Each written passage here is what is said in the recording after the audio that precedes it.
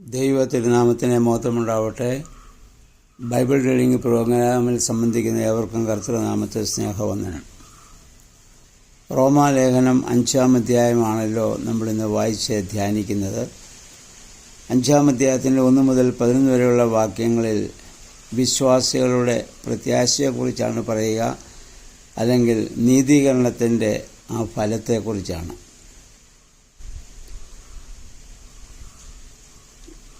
അപ്പോൾ അതിവിടെ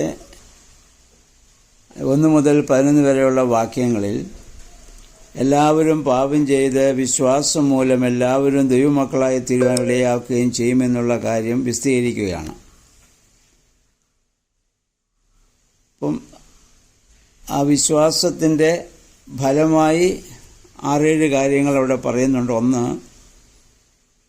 വിശ്വാസത്താൽ ദൈവം നമ്മെ നീതീകരിച്ചതിനാൽ യേശുക്രിസ്തു വഴി പിതാവുമായുള്ള രമ്യപ്പെടൽ സാധ്യമാകുന്നു, അഥവാ അകൽച്ച മാറ്റിയെടുക്കാൻ സാധിച്ചു. 2, മഹത്തായ ഈ കൃപയിലേക്ക് കർത്താവിലുള്ള വിശ്വാസം മൂലം നമുക്ക് പ്രവേശനം ലഭിച്ചിരിക്കുന്നു. 3, ആ പ്രവേശനം മൂലം നമുക്ക് ലഭിച്ചിരിക്കുന്നതോ ദൈവമഹത്വത്തിലുള്ള സംബന്ധവും അത് മുഖാന്തരമുള്ള അഭിമാനവുമാണ്. 4, കർത്താവിൻ്റെ നാമത്തിലുള്ള കഷ്ടാനുഭവം പോലും അത് നമുക്ക് സഹിഷ്ണുത, സിദ്ധത 3 കാര്യങ്ങളിലേക്ക് നമ്മെ അവിടെ വഴി നടത്തുന്നു. കഷ്ടത എന്നുള്ളത് സഹനശീലമാണ്. സിദ്ധത എന്ന് പറയുന്നത് ആത്മധൈര്യമാണ്. ചില ട്രാൻസ്ലേഷൻ സിദ്ധത എന്ന വാക്കാണ് കൊടുത്തിരിക്കുന്നത്.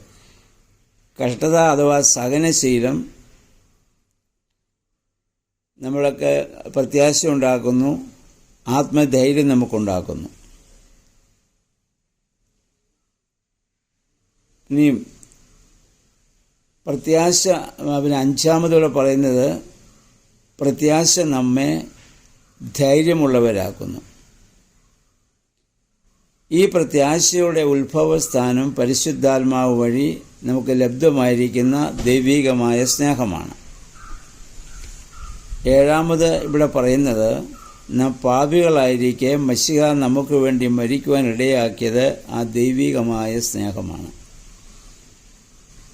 8-ാമത് ഒരു കാര്യം കൂടി ഇവിടെ പറയുന്നു. ഈ സ്നേഹം മൂലം ദൈവം നമുക്കായി ചൊരിഞ്ഞ രക്തം വഴിയായി നമുക്ക് പാപക്ഷമ ലഭിച്ചിരിക്കുന്നതിനാൽ തീർച്ചയായും നാം രക്ഷയ്ക്ക് യോഗ്യരായിട്ട് തീരും. അപ്പോൾ ഇവിടെ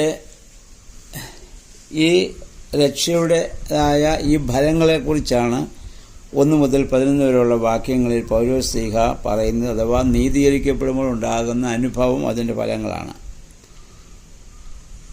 ഇനി 12 മുതലുള്ള വാക്യങ്ങൾ നമ്മൾ വായിക്കുമ്പോൾ ആദമും യേശുവും തമ്മിലുള്ള ഒരു താരതമ്യമാണ്. 1-ാം ആദം, 2-ാം ആദം. അപ്പം 1-ാം ആദമിൽ നിന്ന് പാപമുണ്ടായെങ്കിൽ 2-ാം ആദമിൽ നിന്ന് രക്ഷയുണ്ടാവുകയാണ്. 1-ാം ആദമിൽ നിന്ന് സകല മനുഷ്യരും പാപത്തിന് പങ്കുവഹിക്കേണ്ടി വന്നെങ്കിൽ 2-ാം ആദമായ ക്രിസ്തുവിൽ നിന്ന് എല്ലാവരും ജീവനിലേക്ക് പ്രവേശിക്കുകയാണ്.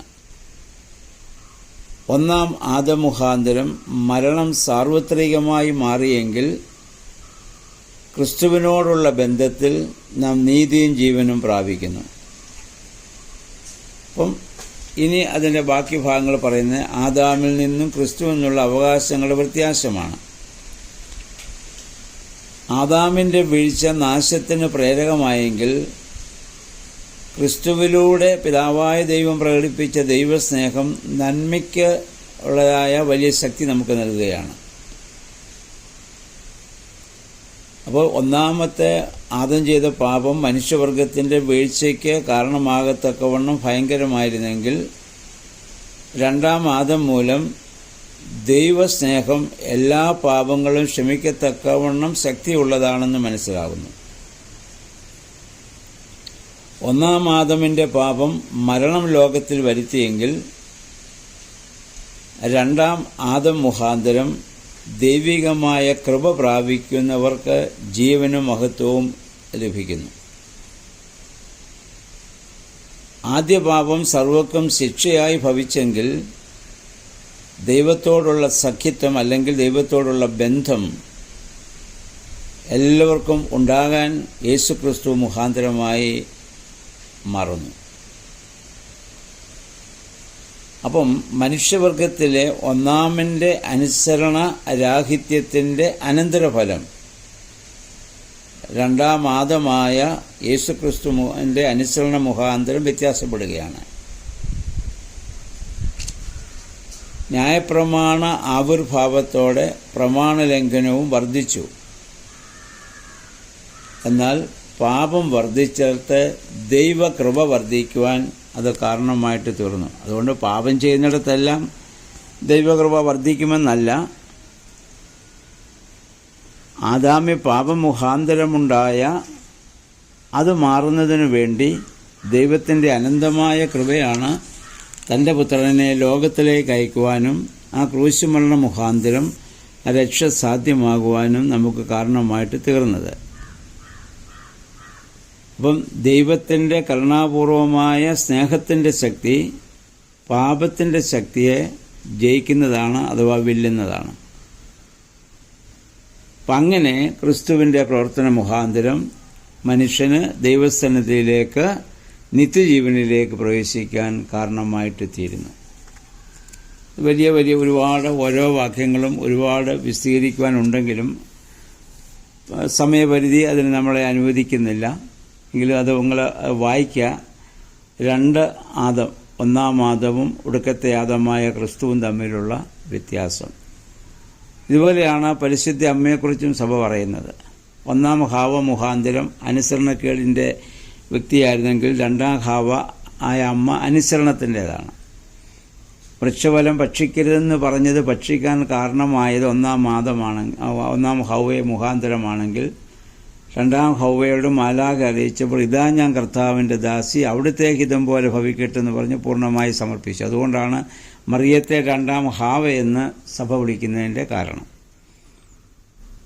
അപ്പം ഈ ഒരു താരതമ്യമാണ് പൗലോസ്ലീഹ 5-ാം അധ്യായത്തിൽ പറയുന്നത്.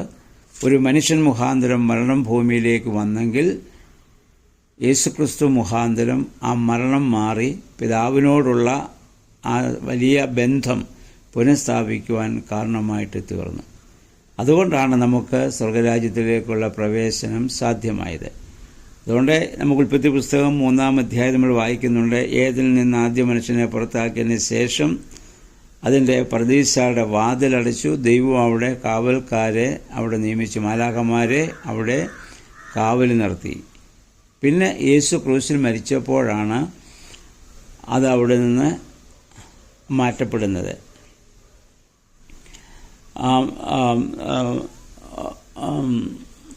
അല്ലെങ്കിൽ വീണ്ടും പർദീസയിലേക്കുള്ള പ്രവേശനം മനുഷ്യന് വീണ്ടും സാധ്യമാകുന്നത് യേശുക്രിസ്തു ക്രൂശിൽ മരിച്ചതോടുകൂടിയാണ്. അപ്പോൾ ഒന്നാം ആദം മുഖാന്തരമുണ്ടായ ആ തടസ്സം രണ്ടാം ആദമായ ക്രിസ്തു മുഖാന്തരം വീണ്ടും നമുക്ക് ലഭ്യമാകുന്നു എന്നുള്ളതാണ്. അപ്പോൾ ഈ വേദഭാഗം ഈ രീതിയിൽ വായിച്ച് ധ്യാനിക്കുവാനും നമുക്ക് ഇന്ന് ലഭ്യമായിരിക്കുന്ന ആ കൃപയെ ഓർത്ത് ദൈവത്തെ മഹത്വപ്പെടുത്തുവാനും നമുക്കിടയായി തീരണം.